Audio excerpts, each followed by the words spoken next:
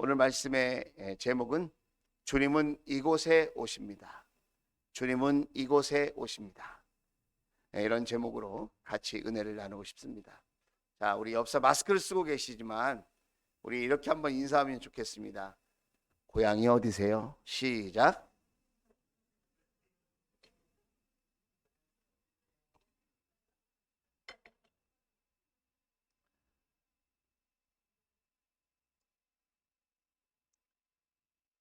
우리 예수님 고향은 어디실까요? 예수님 고향이 베들레헴입니다. 아주 작고 험한 작은 마을입니다. 아무것도 기대할 수 없는 그런 지역. 우리가 요즘에 이런 말을 하잖아요. 개천에서 용난다. 아주 형편없는, 바랄 것이 없는, 소망이 없는 그런 지역이라는 거예요. 그런 지역이 어디냐면 오늘 미가서 5장 2절에 나오는 바로 베들레헴이라고 하는 지역입니다. 이 베들레헴 지역은 많은 사람들의 관심 밖에 있는 지역이었어요. 거기서 무슨 인물이 나겠어? 거기서 무슨 좋은 게 있겠어? 사람들의 마음은 그랬습니다. 왜 그랬을까요?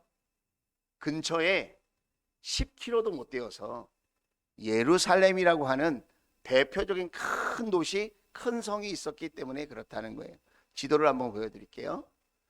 지도를 보면 이렇게 이스라엘의 대표적인 예루살렘이라고 하는 성, 그 남서쪽에 약 8km에서 10km 정도 떨어진 지역에 베들레헴이라고 하는 산악지역, 양을 치는 지역이에요. 목축업을 하는 지역. 이스라엘 사람들이 그 목축업을 아주 천하게 여겼어요. 그러니까 지역 자체가 기대할 것이 없는, 거기서 무슨 실력자나 능력자나 권세자가 나올 수 없는 지역이다, 그렇게 생각했다는 거예요. 그런데 말이죠, 그런 지역에 예수님께서 오셨어요. 우리는 대림절 세 번째 주일을 맞이했어요. 대림절이라는 말은 오신다는 거예요. 오신다. 오신다. 누가 오시는 거예요? 예수님의 오심을 기다리는 절기. 우리가 성탄절 전 4주를 대림절로, 강림절로, 대강절로 지킵니다. 같은 말이에요. 같은 말. 주님이 오시니까 기다리자라는 거예요. 저와 여러분 마음속에 예수님을 기다리는 은혜가 있기를 주의 이름으로 축복합니다. 연말 연시 코로나로 인해서 두렵고 걱정 많고 힘들고 답답하고 위험하게 느껴지는 시절이지만 우리는 예수님을 기다리는 이 절기에 주님을 사모하는 마음으로, 주님을 만나기를 원하는 마음으로 우리가 그 성탄절을 한번 기다려보자. 특별히 주님께서 오시는 곳이 있어요. 오늘 세 가지를 나누려고. 주님은 어떤 곳에 임하시는지 오늘 미가서 말씀을 통해서 우리가 기다릴 때에 주님을 꼭 만날 수 있는 그런 아름다운 삶이 될 수 있기를 주의 이름으로 축복합니다. 첫 번째는 어느 곳에 임하느냐? 작고 낮은 곳에 임한다. 주님은 높은 곳에 임하지 않으셨어요. 주님은 왕궁에 오시지 않았어요. 주님은 부자의 자녀로 오시지 않았어요. 주님은 왕의 자손으로 오지 않았어요. 그 당시 총독이나 왕의 모습으로 오시지 않았다는 거예요.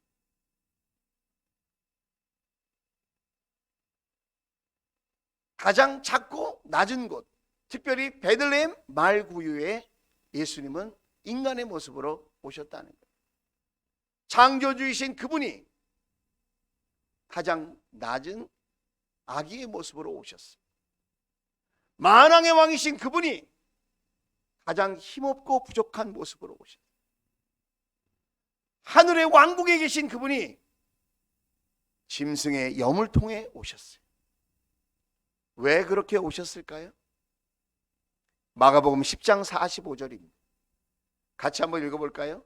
시작. 인자는 섬김을 받으러 온 것이 아니라 섬기러 왔으며 많은 사람을 구원하기 위하여 치를 몸값으로 자기 목숨을 내주러 왔다. 온 인류의 죄악을, 온 인류의 고통을 자신이 다 짊어지고 섬기려고, 섬기되 가장 낮은 모습으로, 가장 겸손한 모습으로 자기의 생명을 내어놓기까지 섬기시려고 예수님은 오셨다는 거예요.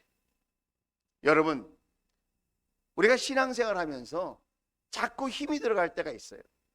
돈 좀 벌면 힘이 들어가요. 지식 좀 쌓이면, 경력 좀 쌓이면 힘이 들어가요. 남들보다 내가 조금 더 낫지, 이런 생각이 들면 힘이 들어가요.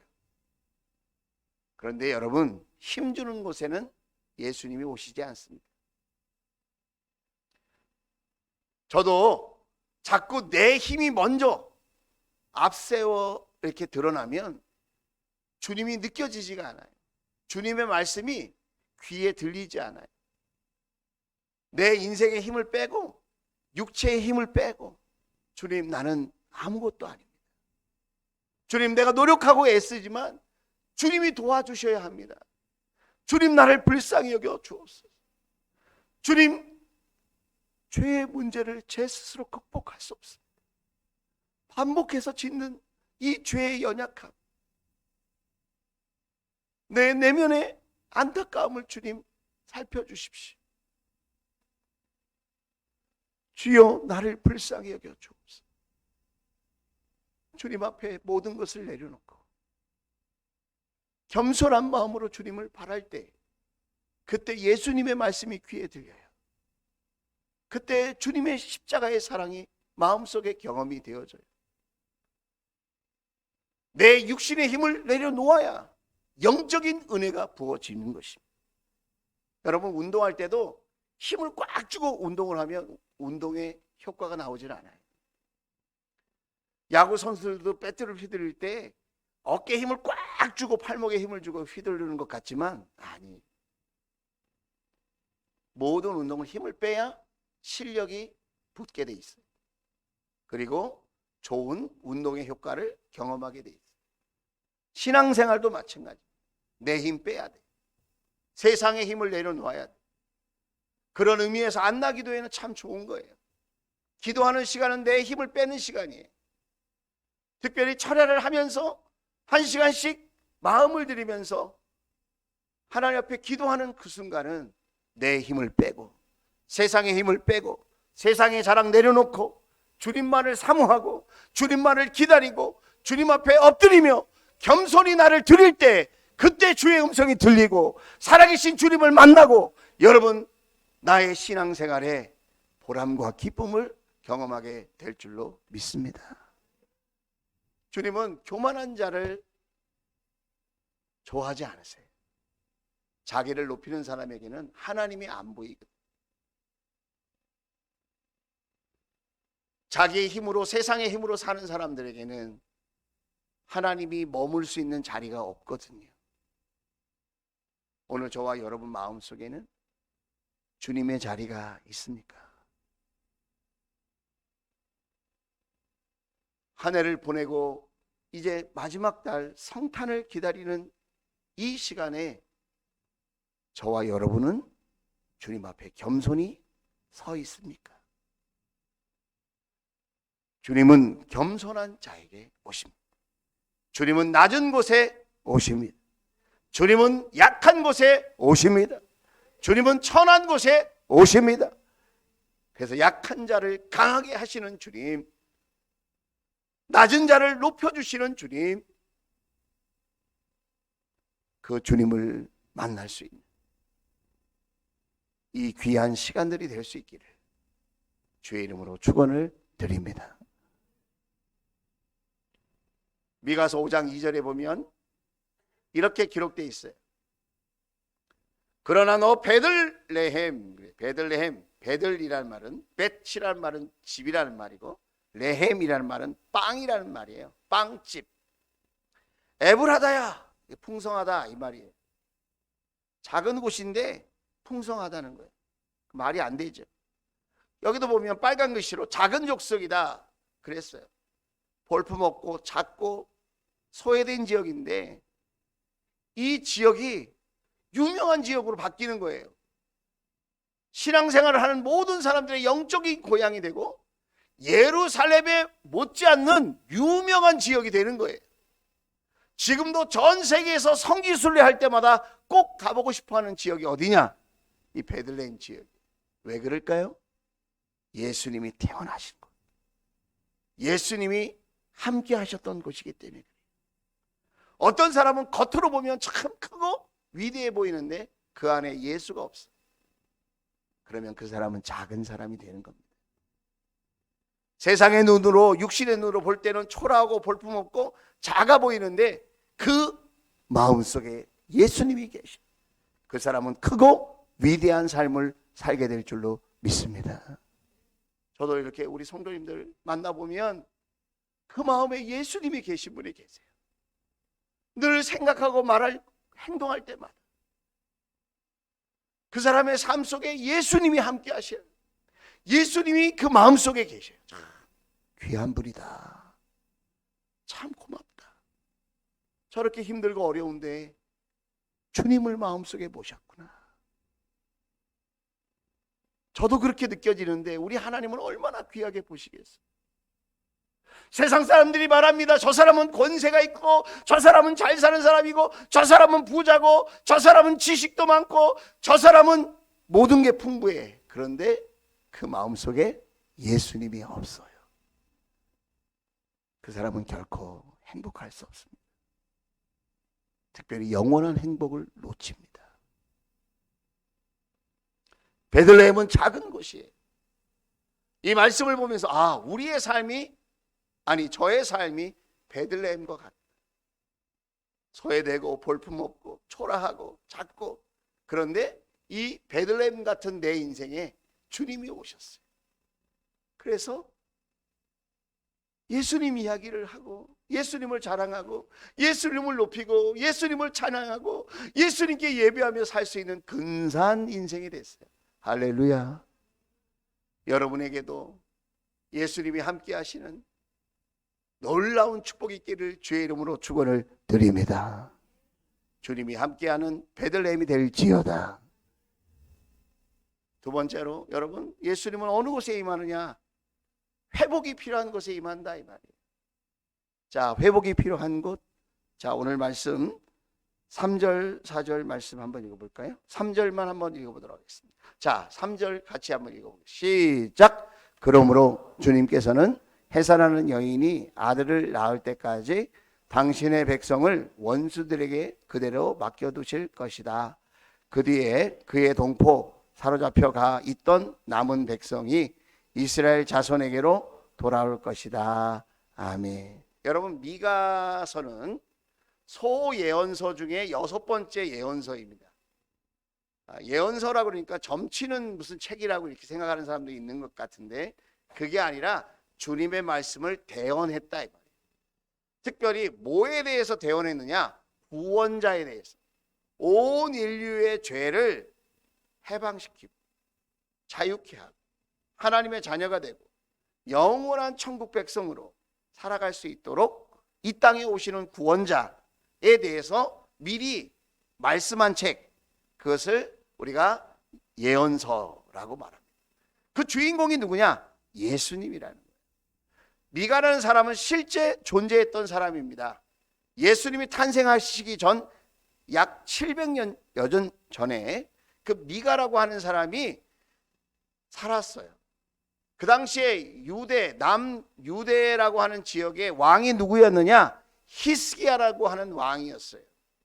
그 당시에 같이 일했던 선지자, 예언자 중에 한 사람이 누구냐?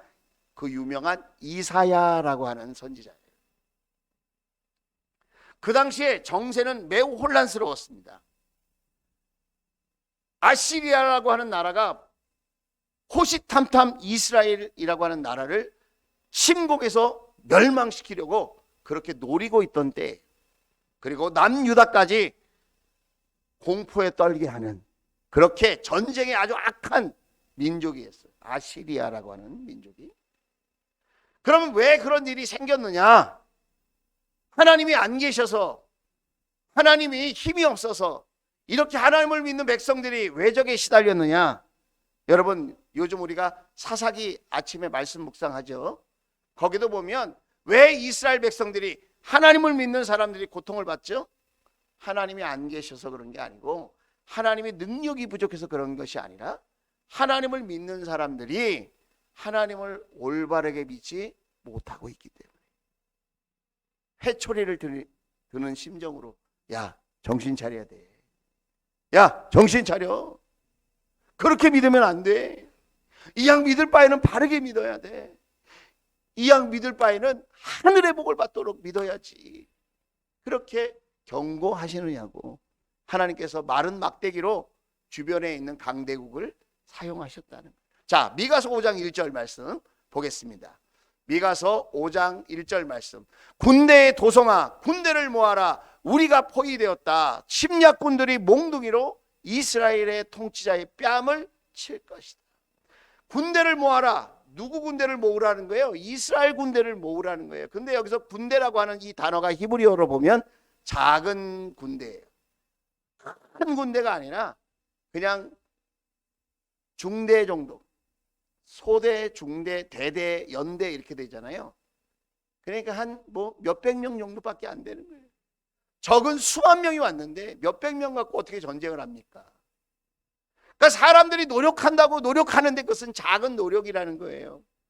그리고 침략군은 엄청나게 큰 힘으로 지금 포위를 하고 결국은 어떻게 해요? 이스라엘의 왕의 뺨을 친다. 무슨 뜻인가요? 비웃는다는 거예요. 야, 하나님이 어디 계시니? 하나님이 지켜준다며, 하나님이 돌보아 주신다며, 네가 믿는 하나님이 어디 있니? 너희 군대를 지키는, 너희 나라를 도와주시는 하나님은 어디 있니?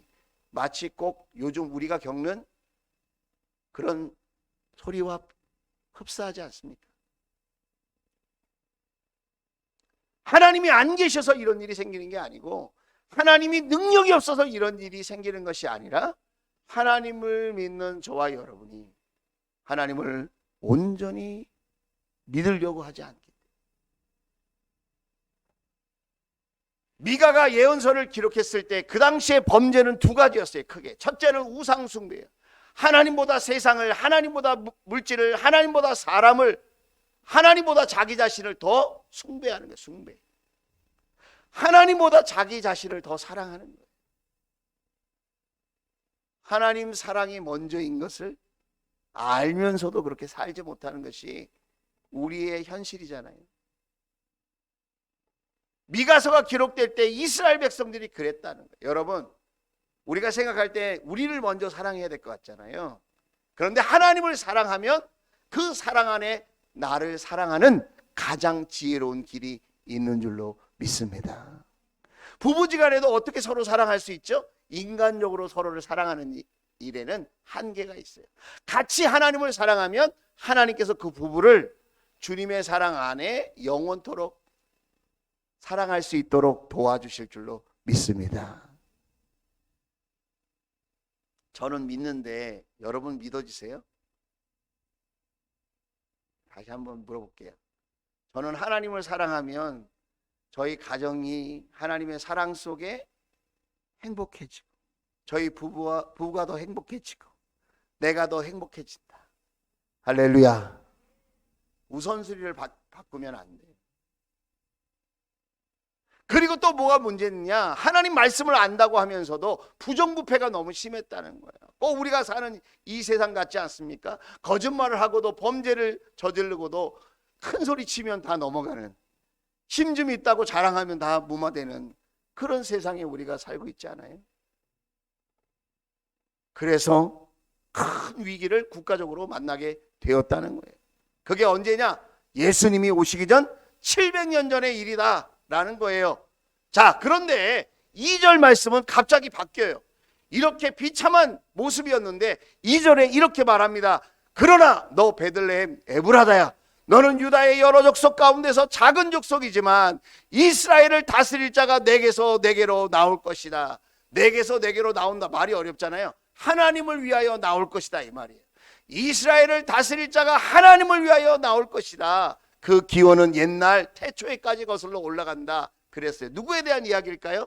예수님에 대한 이야기. 여러분 보세요. 이 똑같은 말씀이 마태복음 2장 6절에 나옵니다. 자, 마태복음 2장 6절, 요 말씀 보시고 2장 6절 보세요. 자, 같이 한번 읽어보겠습니다. 마태복음 2장 6절 시작. 너 유대 땅에 있는 베들레헴아, 너는 유대 고을 가운데서 아주 작지가 않다. 너에게서 통치자가 나올 것이니 그가 이스라엘을 다스릴 것이다. 아멘, 아멘, 아멘. 예수님이 통치자로 오신다는 거예요.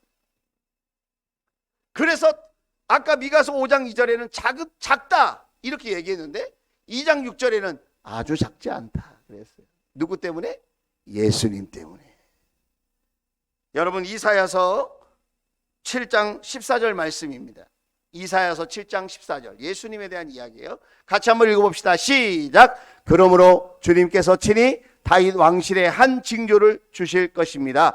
보십시오. 처녀가 잉태하여 아들을 낳을 것이며 그가 그의 이름을 임마누엘이라고 할 것입니다. 할렐루야. 지금 다윗의 왕실에 한 징조를 주었어요. 여러분 베들레헴이 예수님 때문에 유명하잖아요. 그런데 베들레헴에서 누가 태어난 줄 아세요? 다윗 왕이 태어났어요. 다윗 왕이 사무엘으로부터 기름 부음 받은 장소도 베들레헴이에요. 그 베들레헴은 의미가 있고 역사가 있고 하나님의 계획이 있는 지역이에요. 육신의 눈으로 보면 작은 곳이지만 그곳에서 구원자가 나오고 그곳에서 다윗의 자손이 나오고 그곳에서 임마누엘, 하나님이 우리와 함께 하신다. 할렐루야. 그 축복이 시작된 줄로 믿습니다. 여러분 우리는 보이지 않게 묶여 있어. 난 자유로운데 묶인 거 없는데. 아니에요. 우리는 보이지 않는 죄의 사슬에 묶여 있어요. 그래서 우리는 그 죄의 사슬을 내 힘으로 풀어보려고 막 애를 쓸수록 더 옥죄이고 답답하고 힘든 것을 경험해요. 나는 아니라고 생각할지 모르지만 보이지 않는 죄의 사슬에 묶여서 정말 답답하고 괴로운 일들을 경험할 때가 많이 있다. 보이지 않는 사단의 유혹의 사슬에 우리가 매어 있어요. 그래서 가만히 보면 넘어지는 일에 우리는 늘 넘어지고요. 실패하는 일에 늘 실패하고요. 힘들어하는 일 때문에 계속 힘들어하는 거예요. 오늘 예수님은 회복시키기 위해서 오셨어요. 죄의 사슬을 끊고 우리를 회복시키기 위해서 하나님의 자녀답게 회복시키고 믿음의 일꾼답게 회복시켜 주시고 천국에서 영원히 살 수 있는 그런 멋진 믿음의 용사로 저와 여러분을 회복시키기 위해서 우리 주님 오신 줄로 믿습니다. 주님, 나에게 회복이 필요합니다. 내 믿음이 지금 바닥을 쳤습니다. 세상의 유혹에, 세상의 두려움에, 죄악의 사슬에 내가 묶여 있습니다. 나도 모르게 자꾸 예배가 힘들어집니다. 나도 모르게 자꾸 기도하는 자리가 부담스럽습니다. 나도 모르게 자꾸 찬양하는 소리가 듣기 싫습니다. 나도 모르게 자꾸 드라마에 빠집니다. 나도 모르게 자꾸 눕고만 싶습니다. 나도 모르게 자꾸 예수님 생각하는 게 짜증납니다. 나도 모르게 주의 앞에 나와 봉사하는 일이 힘에 부칩니다. 여러분, 그냥 두면 안 됩니다. 우리 주님은 오십니다. 누구에게 오시는지 아세요? 겸손한 자에게, 낮은 자에게 오시고, 두 번째는 회복이 필요한 자에게 오시는 줄로 믿습니다. 여러분, 회복이 필요하지 않습니까? 주님, 내 마음속에 오십시오. 주님, 우리 가정에 오십시오. 주님, 우리 목장에 오십시오. 주님, 우리 주원, 아니 이 나라 이 민족 가운데 주님 오셔서 죄의 사슬을 끊고 사단의 유혹의 사슬을 끊고 다시 일어서게 하여 주옵소서. 오늘 3절에도 주님은 약속하십니다. 내가 너희를 다시 자유케 하리라, 회복시키리라. 미가서 5장 3절에 이렇게 말씀하십니다. 사로잡혀가 있던 남은 백성이 이스라엘 자손에게로 돌아올 것이다. 회복될 것이라는, 다시 자유로운 믿음의 백성으로 돌아올 것이다. 너희가 잠시 포로로 끌려가고 너희들이 잠시 노예처럼 살게 될 것이지만 너희들은 예수 그리스도로 말미암아 이스라엘 자손에게로 다시 돌아올 것이다. 할렐루야. 저와 여러분에게 이 회복이 되는 은혜가 있기를 바랍니다. 여러분, 회복을 좀 사모하셨으면 좋겠어요. 사모하고 기다리는 자에게 주님이 찾아오셔서 모든 것을 다시 일으켜 주실 줄로 믿습니다. 마지막으로 세 번째, 여러분 어느 곳에 주님이 임하십니까? 4절 말씀이에요. 4절 말씀. 그리고 그는 그들에게 평화를 가져다 줄 것이다. 4절과 연결해서 한번 읽어볼게요. 제가 5장 4절. 자, 4절은 이런 말씀이, 그가 주님께서 주신 능력을 가지고, 그가 누구예요? 예수님이 하나님께서 주신 능력을 가지고 그의 하나님이신 주님의 이름이 지닌 그 위엄을 의지하고 서서 누워있지 않아. 우리 예수님은 섰어요. 늠름하게 쓰셨어요. 장수답게 왕답게 쓰셨어요.